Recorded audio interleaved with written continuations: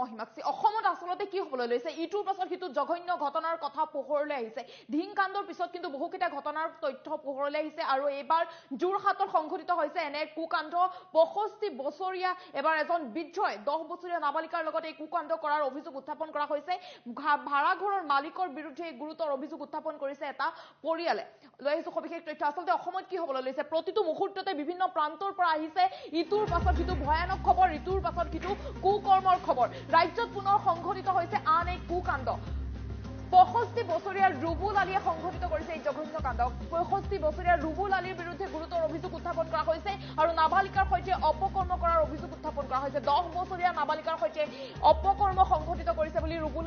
আলীৰ বিৰুদ্ধে গুৰুতৰ অভিযোগ উত্থাপন কৰা হৈছে আৰু ঘটনাৰ স্থান হৈছে যোৰহাটৰ চৰাইবাহী টকাৰ প্ৰলোভন দি ভাড়াঘৰৰ মালিক ৰুবুল আলীয়ে সংঘটিত কৰিছে এই ভয়ংকৰ কাণ্ড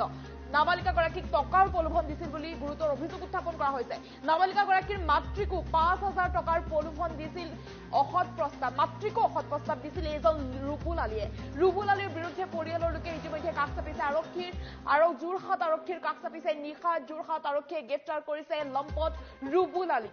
আলীৰ বিৰুদ্ধে ইটোৰ পাছত সিটো অভিযোগ উত্থাপন কৰা হৈছে ৰুবুল আলীয়ে কুকৰ্ম সংঘটিত কৰিছিল 10 বছৰীয়া নাবালিকাৰ লগত আৰু টকাৰ প্ৰলোভন দিছিল টকাৰ প্ৰলোভনেৰে নাবালিকাগৰাকীৰ মাতৃৰ লগতো অপকৰ্ম সংঘটিত কৰিবলৈ বিচাৰিছিল বুলি গুৰুতৰ অভিযোগ উত্থাপন কৰা হৈছে ৰুবুল আলীৰ বিৰুদ্ধে ৰুবুল আলী এই যোৰহাটত সংঘটিত হৈছে এই ঘটনাৰ পিছত আসলতে সকলো শংকিত হৈ পৰিছে ৰাজ্যত কিয় বৃদ্ধি পাইছে এনেধৰণৰ ঘটনা ইটোৰ পাছত সিটো জঘন্য ঘটনা ধিংকাণ্ডৰ পিছত কিন্তু বহুকেইটা ঘটনাৰ তথ্য পোহৰলৈ আহিছে বহুকেইটা ঘটনাৰ কুকাণ্ডৰ তথ্য পোহৰলৈ আহিছে ইটোৰ পাছত সিটো প্ৰতি মুহূৰ্ততে ৰাজ্যৰ বিভিন্ন প্ৰান্তৰ পৰা আহিছে ইটোৰ পাছত সিটো বেয়া খবৰৰ তথ্য ইটোৰ পাছত সিটো জঘন্য ঘটনাৰ তথ্য ৰাজ্যত পুনৰ সংঘটিত হৈছে আন এক কুকাণ্ড আৰু এইবাৰ 10 বছৰীয়া নাবালিকাৰ লগত সংঘটিত কৰিছে এজন ৰুবুল আলী ভালদৰে আপুনি মন কৰক এই ৰুবুল আলীলৈ 65 বছৰীয়া এজন বৃদ্ধ এই বৃদ্ধজনক হয়তো আপুনি দেখিলেও আপোনাৰো নালাগিব যে এই বৃদ্ধজনে কুকৰ্ম সংঘটিত কৰিব পাৰে 10 বছৰীয়া নাবালিকাৰ লগত এই বৃদ্ধজনলৈ ভালদৰে মন কৰক এই বৃদ্ধজনে কিন্তু সংঘটিত কৰিছে জঘন্য ঘটনা সংঘটিত কৰিছে আসলতে সকলো হতচকিত হৈ পৰিছে সকলো আচৰিত হৈ পৰিছে এই ঘটনাৰ পিছত কোনো লোকে আসলতে ভাবিব নোৱাৰা বয়সৰ 65 বছৰীয়া বৃদ্ধই এনে কাণ্ড সংঘটিত কৰিছে আৰু যোৰহাটত এই ঘটনা সংঘটিত হৈছে গতিকে আপোনাৰ সন্তানক কোনো মামা খুৰা বা পাত্ৰী লোৱা দাদা বৃদ্ধ ককা সকলোৰে লগত এৰি নিদিব ৰাজ্যত যিহেতু পৰিস্থিতি অতি ভয়ংকৰ ইটোৰ পাছত সিটো বেয়া খবৰ আহিছে ৰাজ্যৰ বিভিন্ন প্ৰান্তৰ পৰা মুহূৰ্তে বেয়া খবৰ আহিছে ধিংকাণ্ডৰ পিছত কিন্তু বহুকেইটা ঘটনাৰ তথ্য পোহৰলৈ আহিছে আৰু এবাৰ ঘটনাৰ স্থান যোৰহাটত এই বৃদ্ধজনলৈ মন কৰক এই বৃদ্ধজনে কুকৰ্ম সংঘটিত কৰিছে 10 বছৰীয়া নাবালিকাৰ লগত সেই নাবালিকাগৰাকীৰ পৰিয়ালৰ লোক এই বৃদ্ধজনৰ ঘৰতে ভাড়াতীয়া হিচাপে আছিল আৰু ভাড়াতীয়া হিচাপে থকা নাবালিকাগৰাকী অৰ্থাৎ 10 বছৰীয়া নাবালিকাগৰাকীৰ লগতে ৰুবুল আলীয়ে ভয়ংকৰ কাণ্ড অৰ্থাৎ কুকাণ্ড সংঘটিত কৰিছে অভিযোগ উত্থাপন কৰা হৈছে যে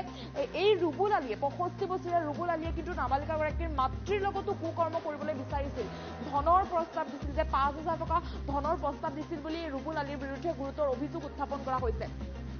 আৰু ইয়াৰ পিছত আসলতে সকলো আতংকিত হৈ পৰিছে কিয় ৰাজ্যত বৃদ্ধি পাইছে একাংশই প্ৰশ্ন কৰিছে যে কিয় ৰাজ্যত বৃদ্ধি পাইছে এনেধৰণৰ ঘটনা কোনো পিতৃ মাতৃয়ে আসলতে নিজৰ সন্তানক বা নিজৰ জীয়ৰীক বাহিৰত পঠাবলৈ এতিয়া শংকিত হৈ পৰিছে স্কুললৈ কেনেদৰে পঠাব ঘৰত বা কলেজলৈ কেনেদৰে পঠাব বুলি চিন্তিত হৈ পৰিব লগা পৰিস্থিতিৰ সৃষ্টি হৈছে নিজৰ ঘৰতে সুৰক্ষিত নোহোৱা পৰিস্থিতিৰো সন্মুখীন হৈছে আৰু ৰুবুল আলীৰ ভয়ংকৰ কাণ্ডৰ পিছত আসলতে সকলো আতংকিত হৈ পৰিছে যোৰহাটবাসী আতংকিত হৈ পৰিছে কিয়নো ভাড়াঘৰৰ মালিকে সংঘটিত কৰিলে জঘন্য ঘটনা সংঘটিত কৰিছে আৰু ৰুবুল আলীৰ বিৰুদ্ধে বিস্ফোৰক অভিযোগ উত্থাপন কৰিছে নাবালিকাগৰাকীৰ মাতৃয়ে যে অসৎ কৰ্ম কৰিবলৈ বিচাৰিছিল নাবালিকাগৰাকীৰ মাতৃৰ লগতো বিচাৰিছিল ধনৰ প্ৰলোভন দিছিল আৰু অৱশেষত আৰক্ষীৰ কাষ চাপিছে ভুক্তভোগী পৰিয়ালটোৱে আৰু 65 বছৰীয়া বৃদ্ধজনক হয়তো দেখাত আপুনিও অনুমান কৰিব নোৱাৰিব যে বৃদ্ধজনেও এক ভয়ংকৰ কাণ্ড বা জঘন্য কাণ্ড সংঘটিত কৰিব পাৰিব এই কথা হয়তো আপোনাৰ মনলৈও নাহিব কিয়নো তেওঁৰ বয়স 65 বছৰ কিন্তু 65 বছৰীয়া এই বৃদ্ধই জঘন্য কাণ্ড সংঘটিত কৰিছে আৰু ৰাজ্যৰ বিভিন্ন প্ৰান্তত এনেধৰণৰ ঘটনা আসলতে বহুকেইটা ঘটিছে ধিংকাণ্ডৰ পিছত কিন্তু বহুবোৰ ঘটনাৰ তথ্য পোহৰলৈ আহিছে ইটোৰ পাছত সিটো ভয়ংকৰ ঘটনাৰ খবৰ পোহৰলৈ আহিছে এয়া যোৰহাটত সংঘটিত হৈছে 10 বছৰীয়া নাবালিকাৰ লগত 65 বছৰীয়া ৰুবুল আলীয়ে সংঘটিত কৰিছে জঘন্য ঘটনা সংঘটিত কৰিছে